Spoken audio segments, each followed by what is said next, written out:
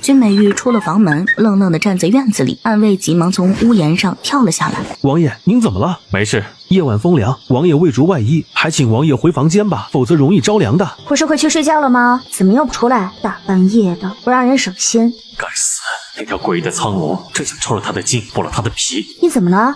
怎么表情这么扭曲？你怎么没睡啊？可能刚刚睡了2个小时，晚上忽然睡不着了。还在想如果到虫妖宫打探消息的方法。是啊，你说声东击西怎么样？在虫妖宫角落里放一把火，然后把所有人吸引过去，再趁机冲进虫妖宫找线索。但就怕危险啊，我还是担心青龙。如果我说我知道皇帝在虫妖宫做什么，你能不能答应我别追问信息来源？什么意思？就是说我从一个秘密渠道得知虫妖宫的事儿，但这个渠道不能告诉你，真抱歉。不说就不说呗，你可以私藏秘密，不用把所有秘密告诉我的。真不生气？当然不会啊，你不生气就行。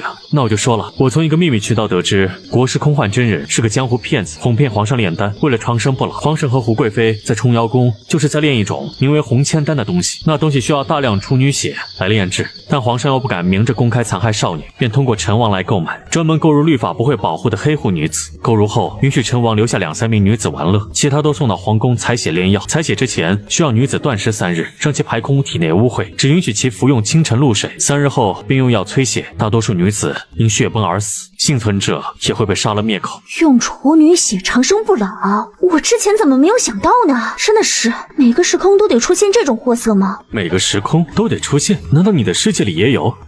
我那时空有，却不是我的时代，而是1000多年前的古代，有个昏君用同样的方法炼丹，为了修仙，只是和你们的皇帝相比，我们那昏君可不要脸，连遮掩都不遮掩，直接残害宫女，最后宫女们忍无可忍，集体谋杀皇帝。可惜那些宫女太紧张，没有弄死昏君，最后惨遭处死。原来如此，真是荒谬至极，这种残忍之人怎么配当皇帝？有什么办法？因为人家会投胎呗，投到太子身上。还有那个江湖骗子并不知我龙族身份，也没算出什么。10年前他是看皇上不悦我的紫气，所以随口瞎说，让皇上把我赶出皇宫。去年他想要一大笔巨额银两，生怕皇上不给他，便把我视立为皇上的假想敌，说我是真龙在世。皇上听后有危机感，立刻把我骗到宫中烧死，顺便给了他银两。什么？竟然是这样？这江湖骗子也太不要脸了吧！还有狗皇帝也不是好东西，连一个骗子的话都信。我受不了了，我要去宰了那个狗皇帝！这狗地方真的不能待，好想回去。是不是又头疼了？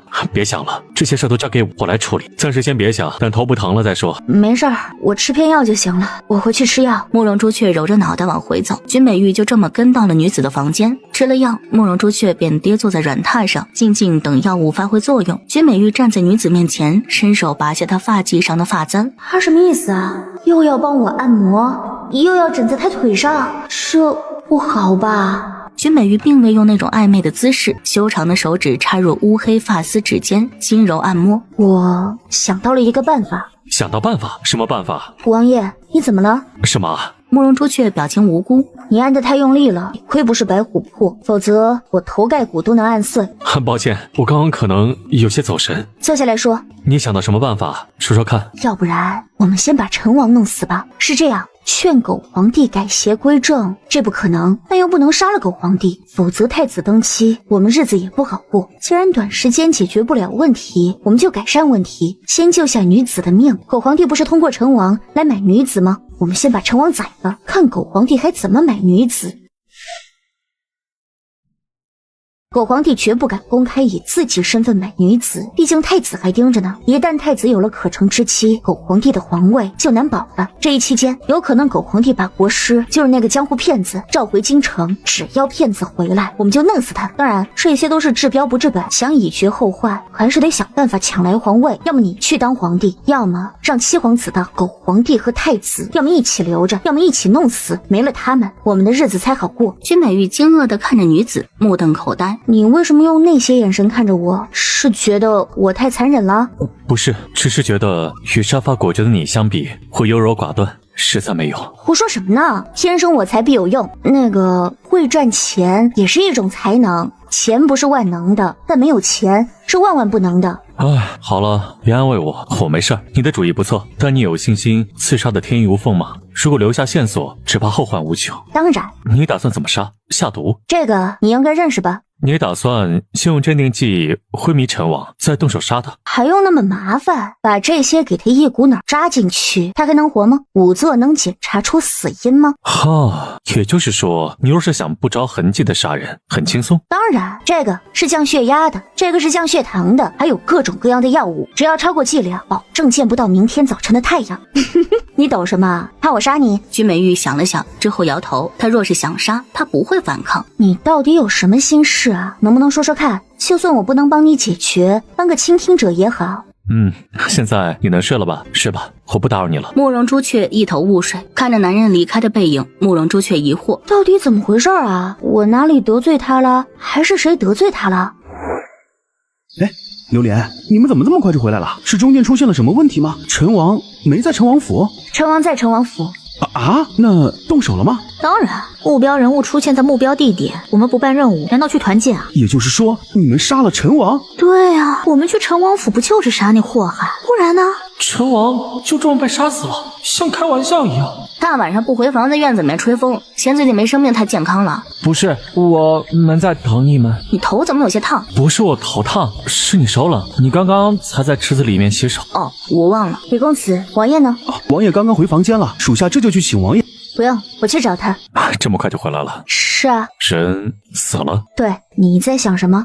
在想，如果当初你没穿成慕容麻雀，而是慕容嫣然，你现在嫁给太子，会不会刺杀的就不是陈王，而是我了？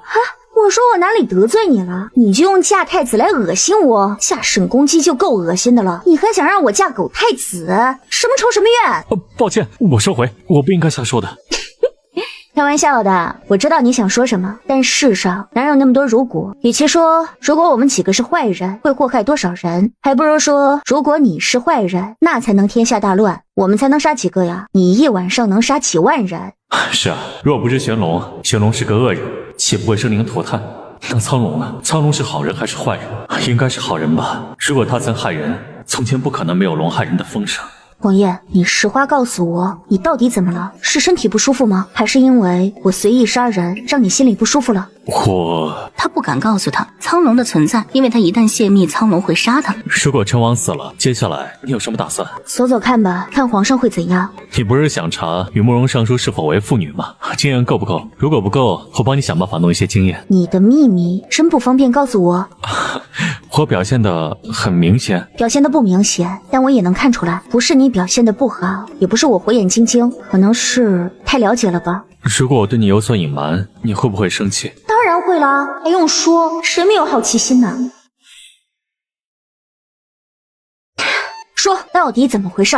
你有什么瞒着我？我是不是可以理解为你开始在意我了？谁管你怎么想？我就问你，你到底有什么心事？你不在意我就别问那么多。你有病吧？我关心你，不行吗？你从前不会这样。你的心事不能告诉朋友，患难与共的朋友。抱歉。没什么，是我今天话太多，你别放在心上。今天的事儿就当没有发生过，差点忘了。他们来用早膳，走，我们一起去用一个早膳。你不生气？哼，我有什么资格生气啊？也不是你对我藏秘密，选择权不是一直在我吗？族长，早饭准备好了，你们要不要吃早饭啊？走吗？不了，昨天没休息好，现在有了倦意，我想睡一会儿。我不问你有什么心事，但这么熬下去不是个办法，还是要保证睡眠。我给你弄一些安抚神经的药和褪黑素，你吃完先睡一下，醒来之后，如果你想说便告诉我，不想说我也不问，行吗？你问，你问，你不是瑞王亲妹吗？我问就我问，你这怂货。那个啥，哥，族长和你吵架了吗？没有，可能有些误会。他呢？今天早膳用的好吗？都这样了还关心族长呢？王爷放心，族长早膳用的挺好的。不过你们到底怎么了？方便说吗？王爷您放心，我们绝对不会泄密。对呀，我可是你亲妹，绝对站在哥你这边的。我和王爷是同族人，龙族人不骗龙族人。不知从何说起，你们还是和我说说他的情况吧，他肯定心情不好。这你都能看出来？如果他心情好，你们两人不会这般小心翼翼了。还是哥聪明。如果你认我这个兄长，就告诉我。好嘞。今天早晨组长从哥你的房间里出来，状态就不对劲，很低落沮丧，整个早膳都有心事的样子。早膳后，组长找我们俩开会，说要商量2件事。第一件事是商量找玄武，我们提议用最经典的口令，奇变偶不变，如果玄武看见，肯定会来找我们。后来又觉得，就玄武那个傻白甜的幼稚脑子，奇变偶不变这个高端的暗号，怕是无法吸引他注意。原本组长还有些兴致，突然间又没兴致了，说让我们自己想，想到了告诉他。然后是第2件事，组长说想测什么东西，后来又说不测了。我们追问原因，组长就把我们赶了出来。我好像知道他要测什么了。什么？如果我没猜错，应该是他和慕容尚书的父女关系。他之前一直好奇慕容尚书把他们母女扔在别人不管不顾的原因。嗨，这有何难？今天晚上就出动去尚书府，把慕容尚书原地敲晕，采血回来。等等，不行，我没有组长的抗凝剂，采的血能凝固，还是拔头发吧。没错，就拔头发，这个靠谱。如果拔头发的话，就用不着晚上了。我们现在就去找慕容尚书。抱歉，本不应该打扰二位商量，但我认为若要行动，还是夜晚。今日不比往常，陈王一死，肯定全城戒备。你们夜晚行动尚有风险，何况白天，还是谨慎为妙。哎呀，还是得我哥说的对。王爷，您这么仔细聪明，到底哪里得罪组长了呀？其实我有个秘密，我喜欢他。就这？哥，你的秘密就是喜欢组长？这也叫秘密？你天天看组长的眼神拉丝，我们都看出来了好吗？我好像知道组长为什么沮丧了。我也是。为什么？如果我没有猜错，应该是王爷你表现的爱意太明显。之前组长隐隐感受到，但因为各种原因欺骗自己，忽略了这个爱意。现在一下子挑明了，他开始鄙夷自己了吧？为何要鄙夷？就是怎么说呢？在我们那边有种女人叫绿茶婊，明知道男人喜欢她，她既不接受也不拒绝，就这么吊着，不断利用那男人，让男人帮她做事儿。就好像唐念约那样，明知道沈世子喜欢她，却不嫁沈世子，反倒是利用沈世子去认识太子。组长沮丧，可能是因为他认为自己也变成了绿茶婊。明知道哥你喜欢他，他不肯接受，还让你去为他服务。他破案了，难怪组长说找玄武又突然不找了，因为即便我们想到口令，最后还得拜托王爷帮忙。没错没错。青龙，你给老子拦下他！敢放走，老子剥你龙皮！废什么话呀，我能放过他呀？宋青龙吼了回去，人已经瞬间冲到了刺客面前。阿武，有本事冲我来！玄武，青龙，你怎么在这儿？去你妈逼的酒，给老子上！这不是玄武吗？捉住刺客，要活口。阿武，你要做叛徒！组长，我以为我见不到你们了。不是，你怎么和这刺客一起？你不会穿越成了刺客吧？组长，我确实是穿成了刺客，不过不是他家的。不是他家的是什么意思？你们不是一个组织，还是你们2人不是从属关系？王妃，榴莲受伤了，伤口有些大，可能需要缝合。什么？你们看好这个刺客，绝不能放过他。哼，放心吧，他嘴里的毒包我都抠出来了。之前看武侠片，刺客嘴里藏毒包，我还以为是假的，没想到真有啊！玄武，你嘴里不会也有毒包吧？快吐出来！没有，我没放，那东西太苦了。合着如果是甜的，你就放了呗。我问你，你叫什么？少年刺客冷哼一声，苍白俊秀的面庞满是讥讽和不屑。玄武，他叫什么？他叫冷绝尘，是江湖第1刺客，也是绝尘楼的楼主。绝尘楼是一个刺客组织，首领之位禅让，每任首领都以绝尘为名。闭嘴！你这叛徒，再多说1个字，我就杀了你！我给了你那么多机会，你都杀不死，现在就能杀死了？冷绝尘瞬间被噎住。不是，你听我解释，我不是故意对你，我就是实话实说，你别生气。哼！哎呀，玄武，你别理他，继续说。那他是所谓的江湖人吧？你也是江湖人吗？是，我们都是江湖人。榴莲，你伤得这么重，回去休息吧。不，小姐，奴婢要保护你，今天无论你说什么，奴婢都要跟着你。唉，算了。伴随着慕容朱雀的一声叹息，他进入仓库，直接向地上被五花大绑的少年看去。他怎么觉得这人好像在哪儿见过？组长，你该不会是看上这个刺客了吧？哎呀，别呀，这种小白脸哪有我哥好啊！黄埔玄武也吓了一跳，吃惊的看向组长，然后低头看向少年，又看向组长，看向少年。你那是什么眼神？什么意思？要杀要剐，悉听尊便。姑娘家的，犯不着用自身贞洁羞辱人。靠！你敢说我们组长？看姑奶奶不抽走你的小白脸，让你再也不能招蜂引蝶。白虎，小玄武的意思是不是用不着姐姐动手，你来打？来，先抽他20个嘴巴，给姐们助助兴。等等再说。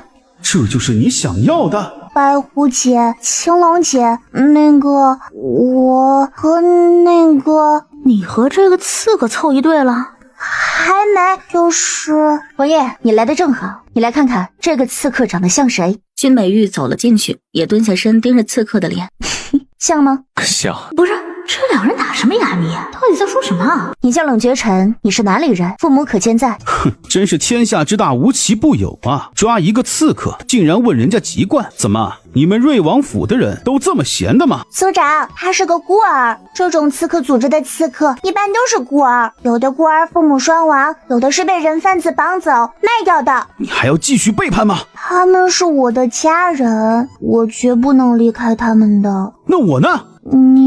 你对我也很重要，但我和你说过，我不是这个世界的人，我早晚是要离开的。好嘛，我们4个谁也没瞒着穿越的事，都挺坦白的。这是什么反马甲纹吗？真武，你知道他多大了吗？这个好像16岁吧。我记得你有一个走失的弟弟，如果你弟弟没有走失的话，今年多大？青龙，你给老子拦下他！敢放走，老子剥你龙皮！废什么话呀，我能放过他呀？宋青龙吼了回去，人已经瞬间冲到了刺客面前。阿武，有本事冲我来！玄武，青龙，你怎么在这儿？去你妈逼的酒，给老子上！这不是玄武吗？捉住刺客，要活口。阿武，你要做叛徒！族长，我以为我见不到你们了。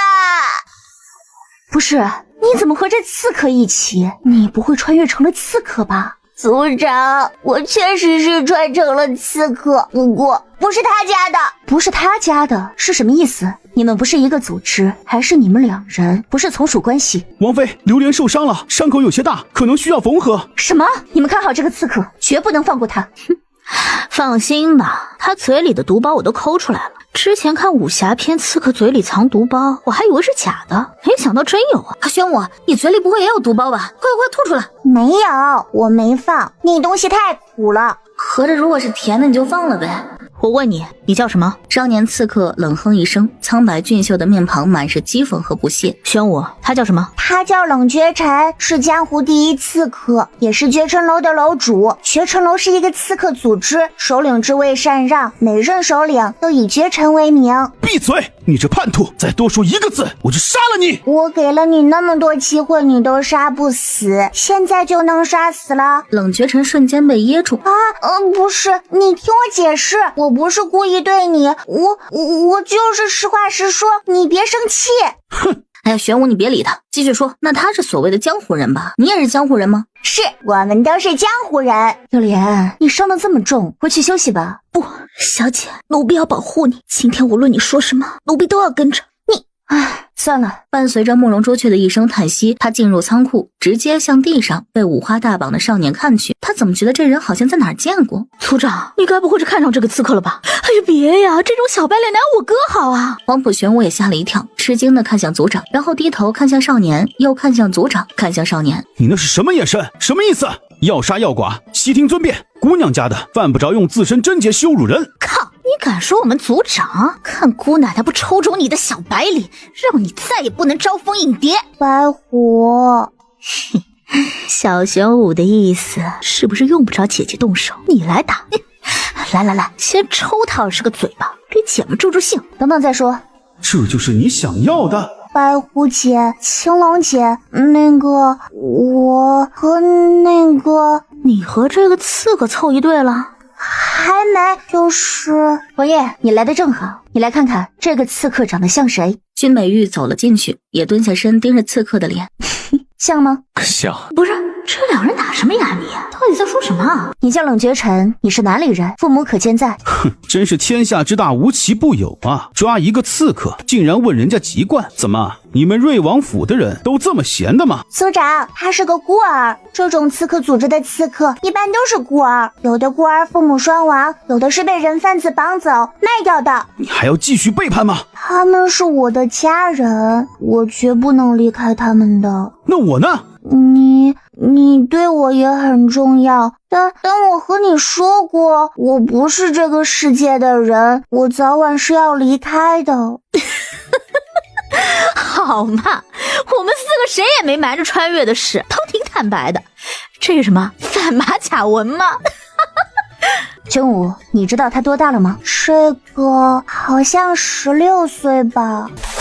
我记得你有一个走失的弟弟，如果你弟弟没有走失的话，今年多大？组长，我们收到了一个奇怪的信息。组长，你先看这个。这不是小姐吗？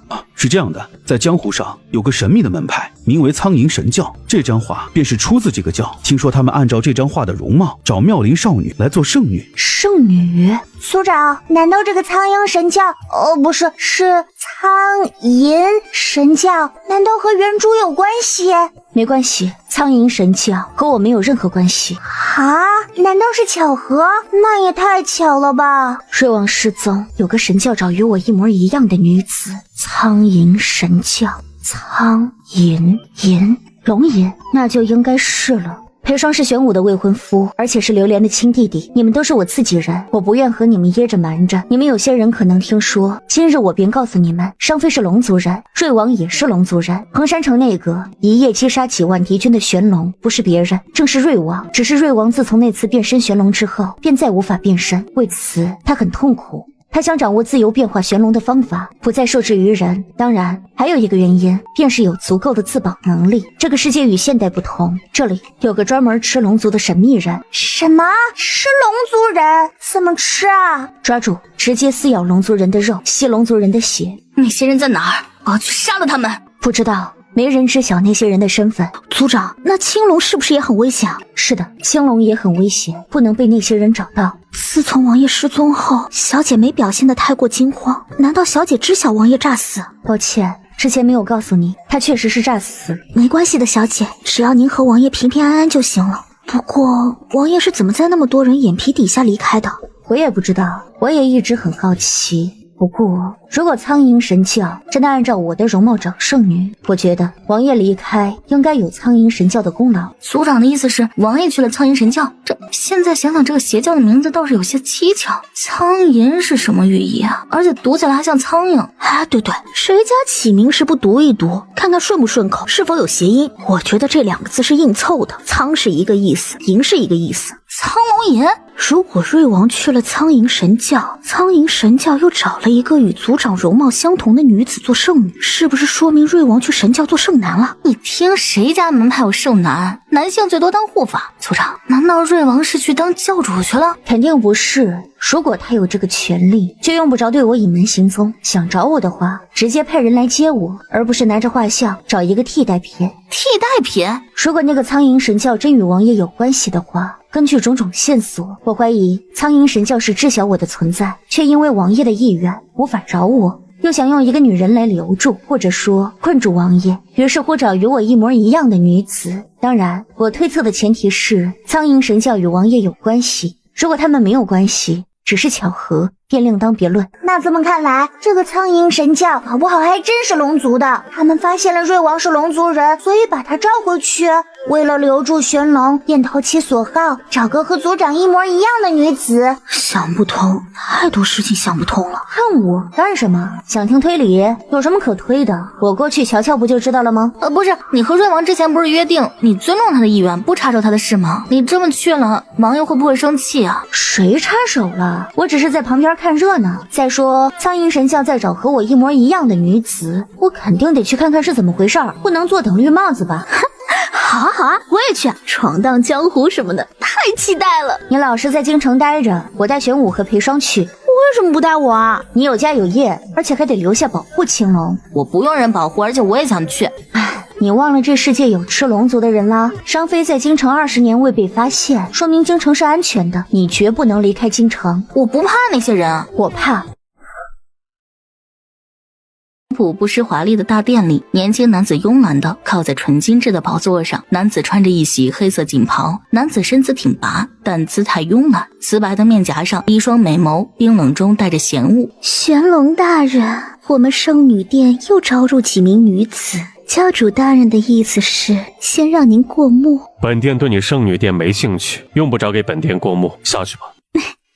玄龙大人就看看嘛，不然人家不好向教主交差呢，就随便看一眼就行。说完便不等男子的反应，扭头让侍女们将10名女子带进来。突然他整个人一僵，因为在一群容貌有几分相似的女子之中，容貌竟与他长得一模一样。不对，不是一模一样，就是他不会认错，他就算化成灰，他也能认得出来。慕容朱雀也是惊呆了，宝座上这人是他？这不可能，他脸上的伤疤哪儿去了？如果不是那张熟悉的下半张脸以及熟悉的眼神，他怕是认不出他。这就是他必须要来苍蝇神教的原因。到底用什么方法恢复的容貌啊？还有，他现在是否能变化玄龙？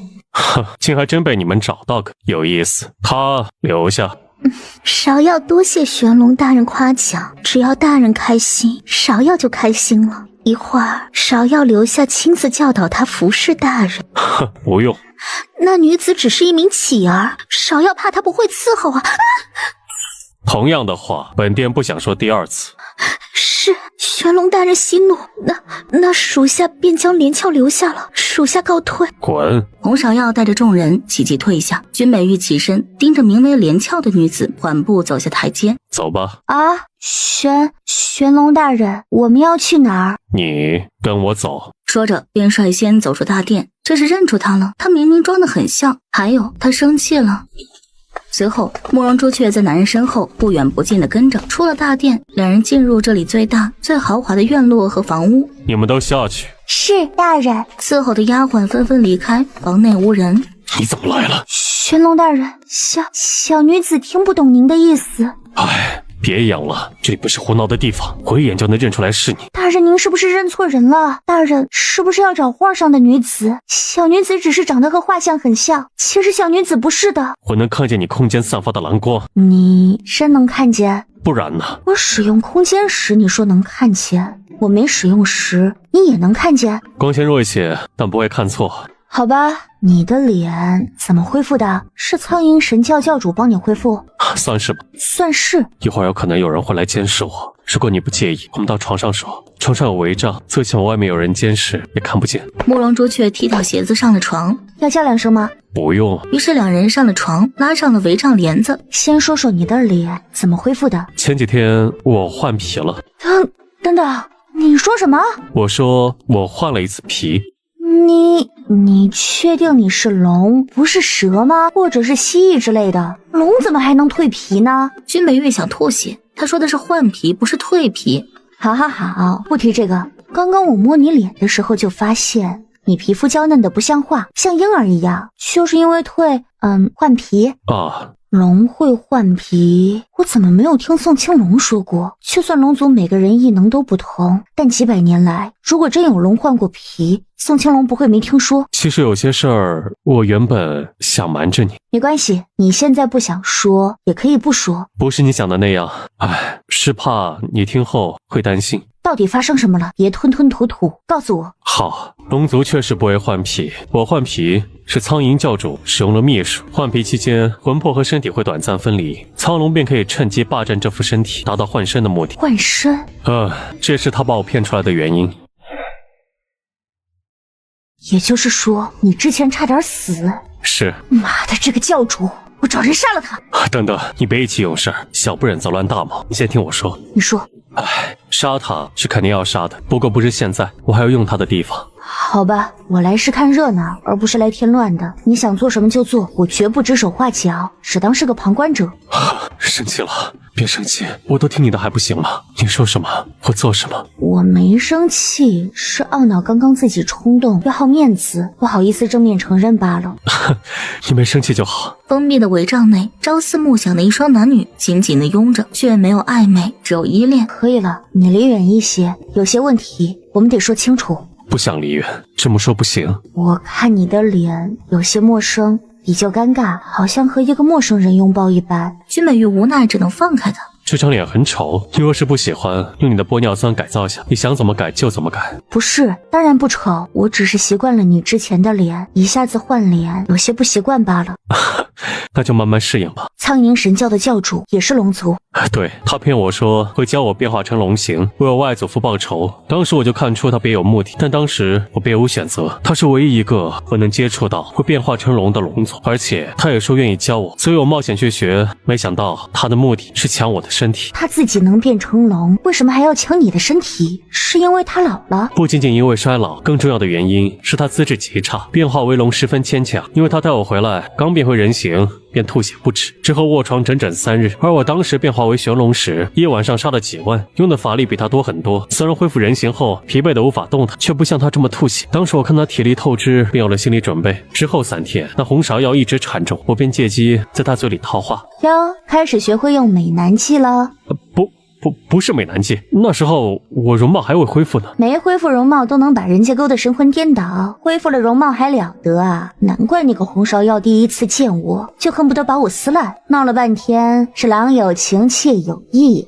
不是，你听我说，不是你想的那样，他也不是喜欢我。他掌管的圣女殿有些像官妓楼，是用来表彰优秀教众的。苍龙对外说我是他外孙，也是苍蝇神教的继承人，所以那红芍药才勾引我，绝对没碰他。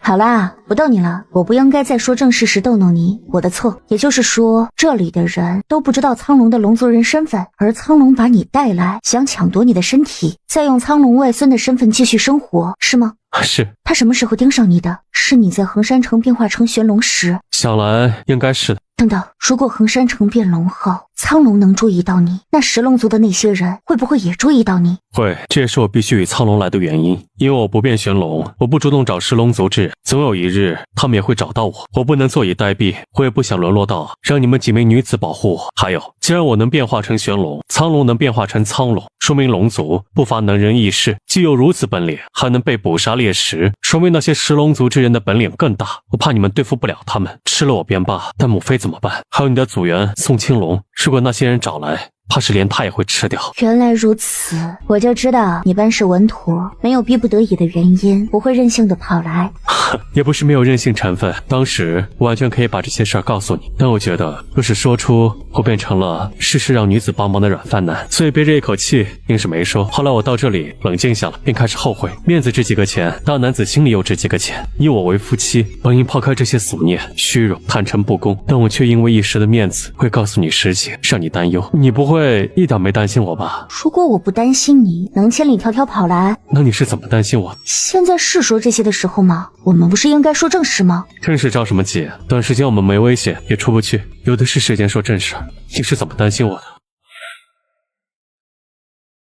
你走后第1天，我心里觉得空落落的，不过还好，还在掌握之中。后来玄武这个臭丫头非要搬我房间陪我睡，她晚上睡觉不老实，在软榻上睡，怕她摔下来。我提议我在软榻上睡，她又不愿意，最后只能2个人一起在床上。我失眠，翻来覆去，她晚上经常被我吵醒，我便抱着被子去了你房间。之后我防线彻底崩盘，开始想你。后来还是玄武这个鬼机灵提醒了我，既然担心就去看你呗，你不让我插手你的事儿，我不插手就是，我就抱着看看热闹的心情。我有信心，即便我不插手，你也会处理得很好。既然如此，我更不能错过这场好戏，应该来看的。君美玉静静听着，瓷白俊美的脸绽放着笑意。我说完了，脸也丢完了，这下你满意了吧？为什么丢脸？我叫嚣了20多年不婚不爱，现在却因为惦记一个臭男人，千里迢迢跑大山里来，我不丢脸谁丢脸？一张老脸都丢光了。君美玉终是没忍住，探过身过去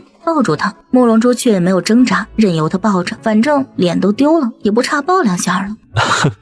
你没丢脸，把你的脸都算在我身上，算我丢的。还有，以后你不高兴的事儿也都算我身上。这可是你说的，以后我们家丢脸的事儿都得你来干，我得保持形象。好好好，丢脸的事儿我来做。你是我们王府的高岭之花，这可是你说的。我说的。你若不信我，我们立字据。如果你连字据都不信，就直接将字据刻在我身上，这样就不会赖账了。哦，对了，你脸上伤疤好了，身上伤疤呢？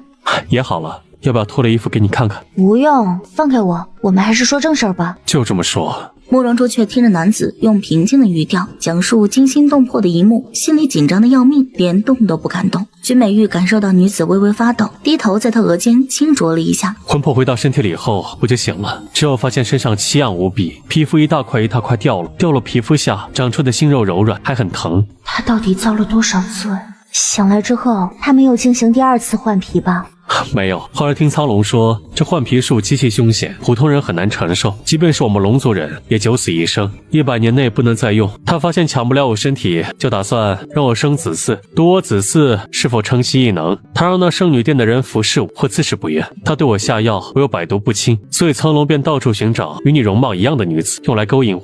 原来是这样，这样就解释得通了。你呢？你是怎么到这里来的？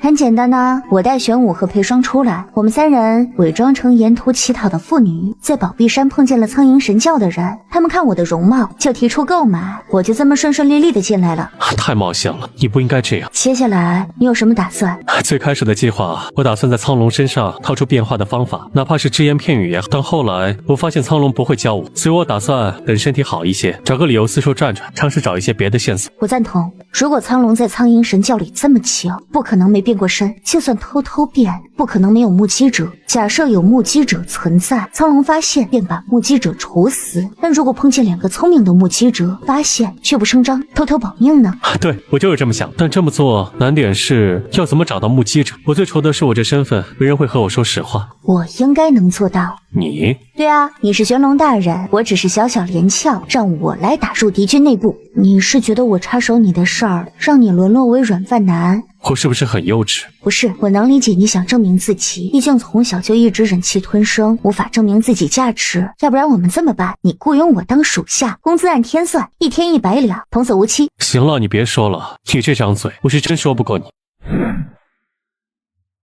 嘘，他们应该是来了。玄武，是我，族长姐。外面的人都安顿好了吗？处理好了，都迷晕了。你也出来。好。但他刚下床，就听见女子说了一声闭眼。他下意识闭了眼，即便他闭了眼，依旧能够感受到外面的刺眼光线。你当手术室干什么？裴霜更是目瞪口呆，看着亮得吓人的古怪房间，惊得连站都站不起来。唉，这样我们就不用小声说话了，只要外面的人不贸然进入房屋就行。呀，你是瑞王吗？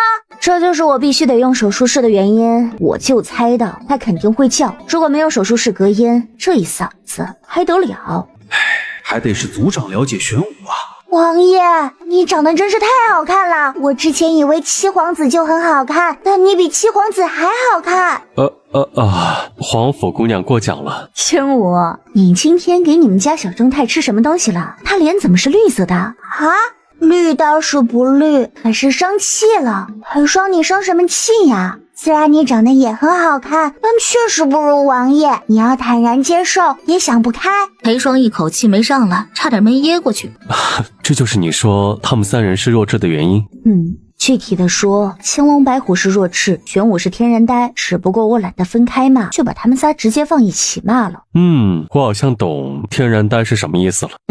行了，现在不是闲聊的时候，汇报工作吧。是，苍蝇教主是乘转教走的，走得很急，晚上都没停下，一直在赶路。所以据你观察，他应该不会忽然回来了，是吗？我保证，他24小时之内不会立刻回来。我们行动时间最少24小时。如果族长姐你不放心，你们搜的时候就让裴霜四处转转，一旦发现有问题，便去通知你们。倒也是个办法。收拾一下，我们现在就出发。行，我出发前还用做什么准备吗？有，我得换一套衣服，这红色太扎眼，我去换一件。去吧。好羡慕啊！羡慕什么？没什么。我闻到了。闻到什么？难道有血腥味？闻到龙族的气味。会不会是教主刚刚离开，房间里残留教主的气味？不是，这个味道不仅有龙族人特殊气味，还有一种腐烂的臭啊！腐烂？难道有龙族人尸体？等等我，放我出去！求求你，放我出去！教主大人，求你放我出去，我为你做牛做马，求求你了，教主大人！难道是圣女殿的人？他们被囚禁在这里做什么？教主啊，我生过孩子了，你也吃了孩子，放我出去吧！孩子？吃？刚刚谁说生了孩子，又吃了孩子？我已经生了孩子，放我出去吧！我已经生了2个，大人心情好，放我出去吧，大人！闭嘴！你们想把他们招来吗？他们来，我就放不了你们了。你回答我的问题，等我弄清楚情况，定会放你们离开。是，大人您问什么我就回答什么，只求大人放了我。你放心，我不是坏人。你们是圣女殿的人吗？是，我们是圣女殿的人。教主把你们弄来有何目的？是让我们和2名男子欢爱，然后怀孕生子，只要孩子生下了，教主就把我们的孩子吃了。吃了？怎么吃？吃了！不要还给我！我的孩子！王爷，怎么办？朱雀，你注意到他说的话吗？教主把他们抓来与2个人交配，然后吃下孩子。是的，怎么？那2个人应该就是龙族。你们是谁？龙羽环呢？龙羽环？你们俩就是外公抓来的龙族杂种，用来生小杂种给我们吃的吧？你是龙羽环的外孙，龙羽环告诉你说我们是杂种，不是吗？如果你们不是杂种，怎么会被外公关在这儿？孩子，你被龙羽环骗了，他是龙族的叛徒，我们都是龙族人，我们都是亲人呐！你且放我们出去，我们带你回龙村认祖归宗。所有的龙族人都必须在龙村，龙村以外是很危险的，一旦被龙村的人发现了，就视为杂种，以及巨灵子车河。巨灵子车河？你们是龙族人，外公说你们是杂种，专门用来给我们生产巨灵子车河的。不是，我们不是。你别听那叛徒瞎说，我知道你是好人，与他不同，你只是被他骗了。相信我们，把我们放了，我们带你回龙村。哼，放你们？凭什么你们说什么我就信什么？如果你们只是杂种，想趁机逃走呢？外公说的果然没错，巨灵子车河诡计多端。外公说你们2个废物生产不出好的巨灵子车河，他打算再去弄2个回来，之后就把你们2人吃了。我们真是龙族，货真价实的龙族，不是杂种。你若是不相信，可以问我们龙族的问题，我们都能答出来。是啊，如果是巨灵子车河，可答不出龙族的事儿。我们龙族对外一切保密，信息绝不出村呐。还是他有办法。好啊，那我就考考你们。先问你们说的龙村在哪？还在封国北疆国中间的万峡谷。万峡谷？你们说我外公是叛徒，为什么说他是叛徒？我外公还说你们背信弃义呢。不是的，你可千万不要被他给骗了呀。我跟你讲，是这样的，我们龙村隐居1000年，所有的龙族唯一的目标便就是变化成龙，尤其是玄龙、赤龙、金龙这样高品阶的龙，但这1000年来也只出现了一位金龙，不仅高品阶难出，便是变化成普通的白龙、青龙都已经很少了。后来有仙人发现吃同族更容易演化，有一阵子便开始了同族相残，一度龙族就只剩下了几十人。随后龙族人觉悟不能再这样下去了，但是却又想化为龙，便退而求其次的专门吃龙族与人族的杂种，起名为巨灵子车河。巨灵子车河竟然是这么个由来，我吃了不少，还第一次听说。外公并未给我讲，你们发明了巨灵子车河后，为了更好分辨龙族与杂种，就要求所有龙族人都在龙村生活。对2人回答。你们不觉得闷吗？我们定期会出去的，但是在出去之前要在族长那里报备多少人出去，去什么地方，几时回来，除非是直接死在外面，否则大家都会按时回来的。因为如果不回村的话，回头被龙族人发现，会被当成巨灵子车河吃掉的。你们一般出来做什么？出来玩？游玩倒是有，主要还是出来买女人，买回去生巨灵子车河。那你们背下心诀，如果能背出来，我就相信你们是龙族。龙飞白二话不说，把心诀背了出来。慕容朱雀暗暗把这56个字记在心里。背完了，这下你能放了我们吧？能啊，不过我得去找钥匙，钥匙不在我这儿。随口搪塞了2名龙族人，便拉着慕容朱雀出了地牢。接下来我们怎么做？先把密道门关上，你先回你自己房间，你们在那等我，我去后山转一圈。好。我不困，乖，睡吧。族长你呢？我再等等。那我也不睡。就在2人推来推去时，忽然不远处传来一声巨响。啊！地震了！我出去看看。门外人进了房间，紧接着是一道熟悉的声音：“是我，回来了就好。刚刚那巨响是怎么回事？我到后山尝试使用那个星诀，很顺利的变化成功。成功了？然后呢？刚刚巨响是你变化玄龙时发出的响声？不是，是……别吞吞吐吐，直接说吧。你就算是把山炸了，我也不会责备你。你说的没错，我确实把虎月宫炸了。我把那些无辜女子杀死，滥杀无辜了。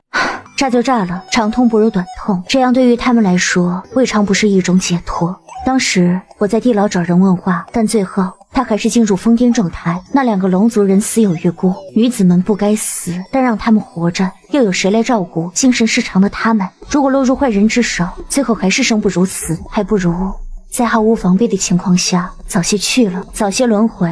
希望上苍念在他们这辈子遭罪的面子上，下辈子让他们投一个好胎。天快亮了，我们说说接下来的计划吧。你现在掌握了变化术，还要留在这苍蝇神教？不，我们这就出去。然后呢？去哪儿？我打算去一趟龙村，你们可以先回京城。我和你一起去龙村。不行，我自己去。你不就是想去屠村吗？用不着避讳我们。龙族的人以食人为修炼方法，这几百年来不知吃了多少人，做了多少伤天害理之事，灭了他们是应该的。你竟然赞同我的想法？当然，难道我要圣母病发作一下，劝你积德行善？对，我也赞同，绝不能留着他们，否则他们跑出来，搞不好就把青龙姐吃了。哦，对了，还有族长姐的小宝宝，族长姐和王爷生了小宝宝，他们会抢去吃掉。王爷，我也赞同，我陪你一起去杀。我也去。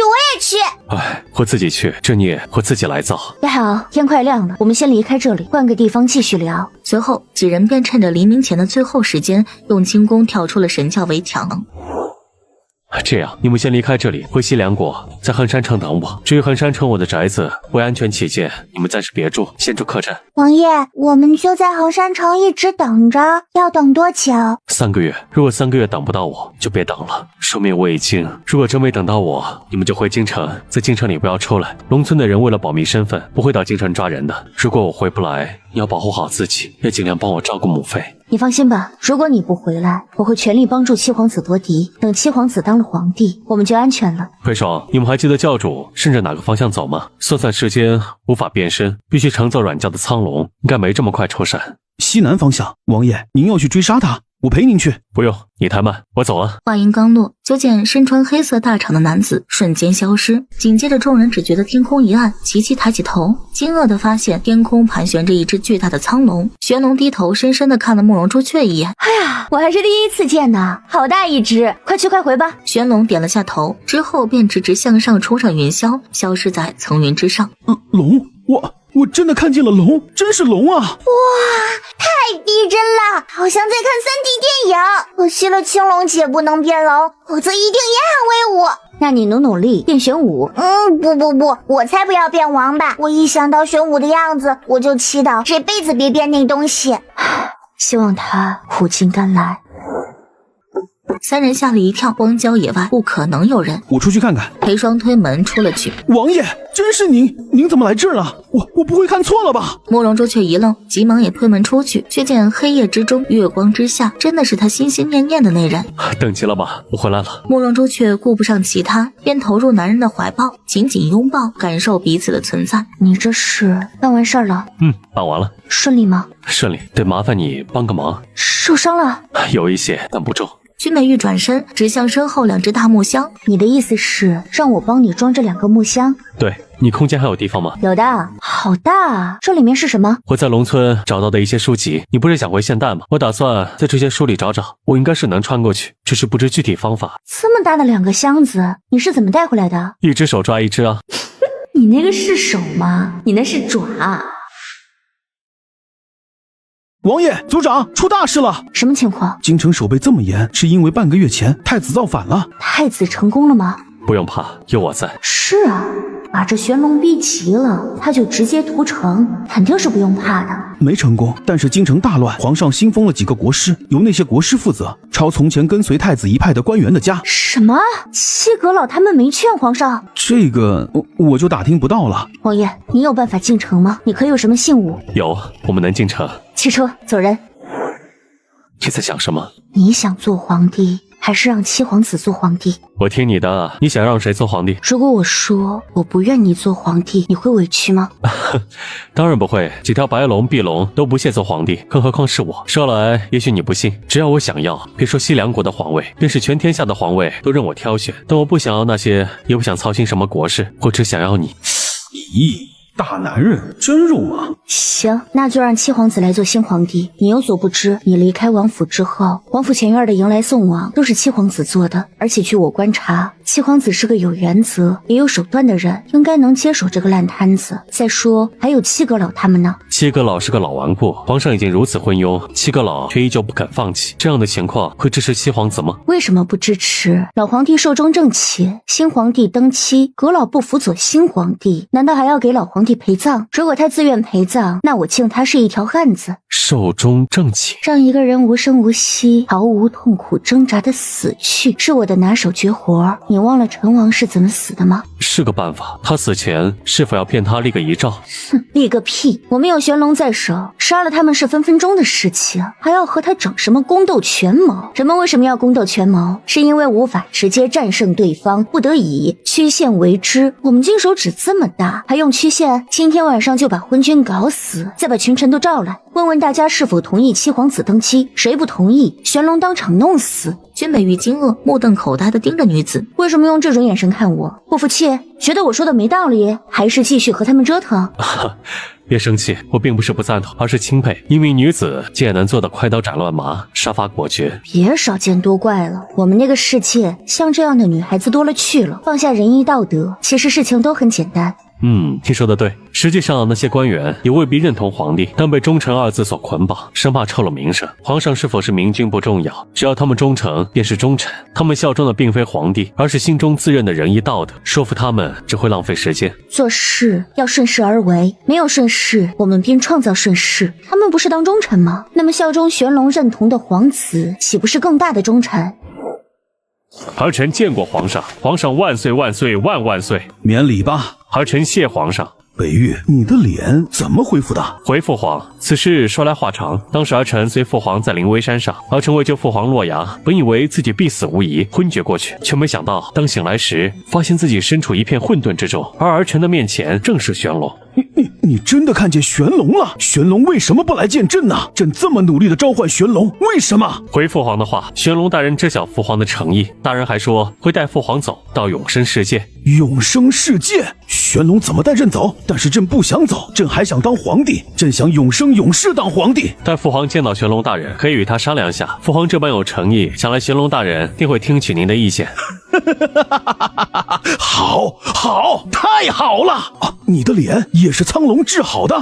回父皇，儿臣的脸正是玄龙大人帮忙恢复的。好，朕明天就立你当太子。皇上驾崩了！消息传开，整个皇宫以及满朝文武皆震惊。还有2日，便是长泽的登基大典。按照我们西凉国的规矩，登基大典与封后大典同时进行。若新帝独自登基，这不符规矩，所以本宫把你们请来，是想商量下长泽和青青的婚事。抱歉，谢贵妃娘娘，我唐突了，我真没心理准备。但长泽说你答应他了，这就是成亲了？娘娘您误会了，我确实说要考虑一下，但现在还没接受。青青，你天天和长泽朝夕相处，而且也相处得很融洽，为何不接受？是长泽哪里做得不好吗？青龙，你实话实说，喜欢七皇子吗？如果你不喜欢，便别勉强，我来帮你回绝。但如果你喜欢他，便不要害羞，大方接受。毕竟七皇子登基需要一位皇后。但我确实没想好。那我换一种问法，你对七皇子有什么顾虑吗？宋青龙一下子被点到了痛处，见宋青龙表情变化，慕容朱雀心中便有了数。我知道逼得有些急了，如果没有七皇子登基一事，我不会催促你，但现在确实情况所逼，所以我们也尽量加紧一下步伐，试着解决问题。当然也可以不解决，这个全凭自愿，不过我认为能解决还是解决一下，与人方便自己方便。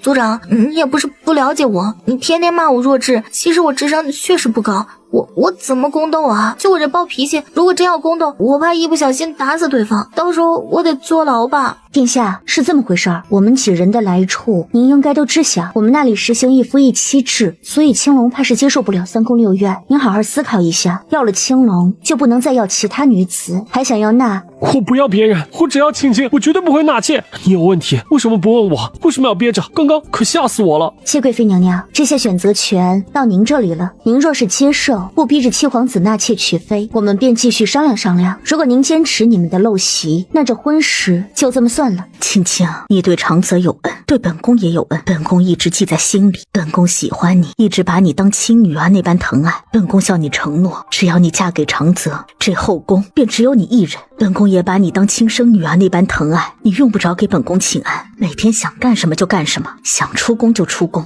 还有，你不是还有其他姐妹吗？如果本宫没听错，还有白姑娘和皇甫姑娘，你可以把她们接来皇宫陪你，想住多久就住多久。我靠，人家不愧是贵妃，好会啊，一下子拿捏得死死的。我干得漂亮吧？漂亮，你最漂亮。就这样，七皇子和宋青龙的婚事便敲定了。真没想到竟是这样，不过又觉得是意料之外，情理之中。从皇上对我说，他第一眼看见宋青龙就有种宿命感，认为两人一定会在一起。开始，宿命两个字便一直在我脑海里徘徊，莫名其妙的徘徊。现在方知，原来真是宿命。是啊，你白姑娘、宋姑娘、皇甫姑娘竟然穿越到同一时代、同一国家，这本就是奇迹。加之白姑娘的夫君是狄将军，宋姑娘夫君是皇上，皇甫姑娘的未婚夫是朱榴莲的亲弟弟，而朱榴莲还被你所救，太巧了。除了用宿命二字，再难描述。是啊，刚开始倒是没有察觉，现在水落石出才发现，宿命真是奇妙的东西。也许上苍便安排我们这些人相聚，凑到一起，成为一家人。没错。我们现在去哪儿？去千蕊宫看看。商太妃现在好像在慈宁宫。我知道，我想去千蕊宫，不是见母妃，而是想回去看看，毕竟那里是我出生长大的地方。好啊，我陪你。两人就这么慢慢散步到千蕊宫，这里便是我长大的房间。是个有福气的好房间。遇到你是我的福气，一样，遇到你也是我的福气。君美玉凝视着自己心爱的女子，俯下身，慢慢的吻上她的唇。